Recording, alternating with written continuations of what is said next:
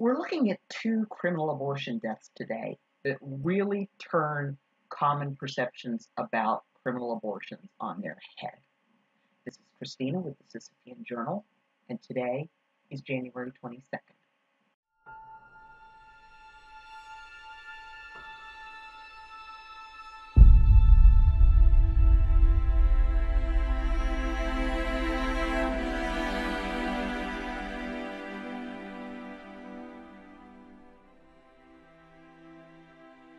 Hi, welcome to the Sisyphean Journal, where I look at abortion deaths of all kinds on the anniversary that the woman died, and I invite you to comment below about how these women's deaths and similar deaths could be prevented.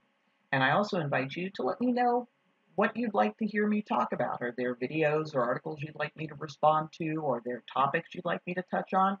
Let me know. Now, today we have two criminal abortion deaths that really kind of upset the apple cart of what people tend to believe about abortion before legalization. One is the common pro-choice belief that prior to legalization, it was a rusty coat hanger, whether it was wielded by the woman or some greasy old man in a trench coat.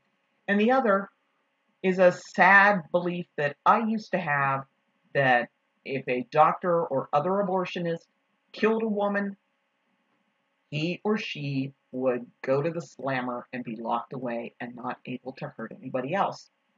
One of the things I've learned researching criminal abortion deaths is that this simply was not the case, especially not in Chicago. And we're going to look at two doctors who just plied their trade and stacked up the corpses. So on January 22nd of 1900, a 25-year-old woman named Barbara died at Augustine Hospital in Chicago from an abortion.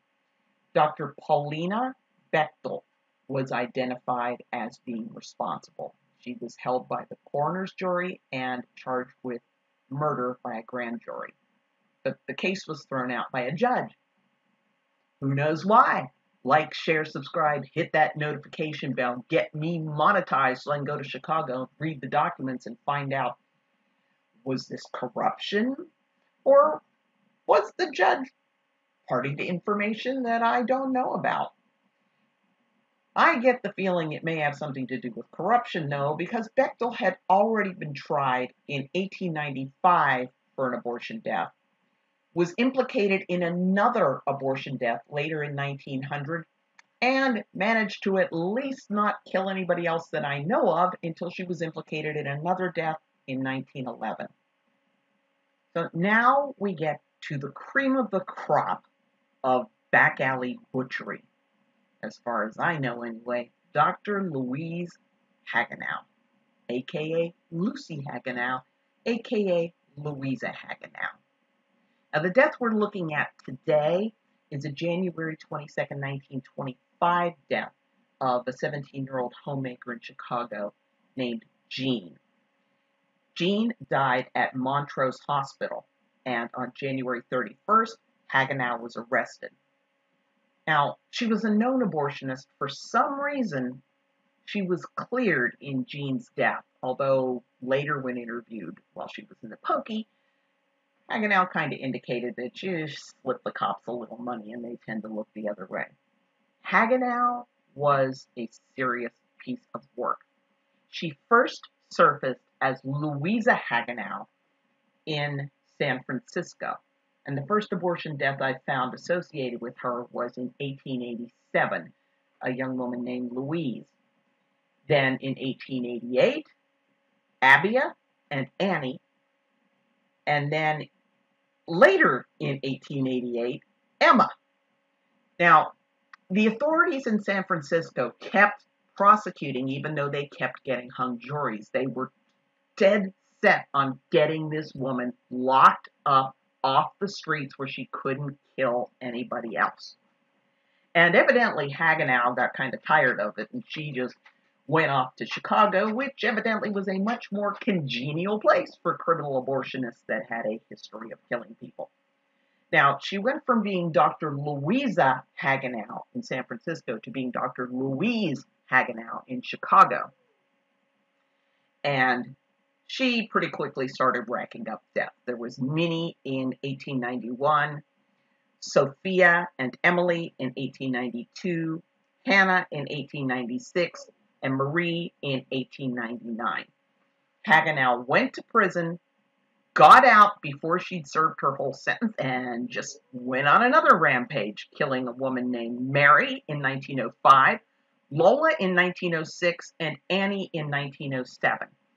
That's when they decided they were going to let her stay in prison a little bit longer this time. And when she got out, she went at it with a vengeance. And poor Jean was just one of a cluster of deaths in about a 1-year period. The other deaths in 1925 were Nina, Elizabeth, Bridget, and Lottie. And then the next year, the final death that's been linked to Lucy Hagenow, Mary Moorhead.